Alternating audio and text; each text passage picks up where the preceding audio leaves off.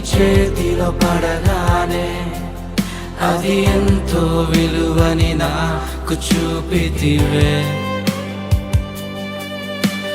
జీవమే లేని నాలోని జీవమును నింపుటకు నీ జీవితాన్నే తారబోసితివే. నీది శాశ్వత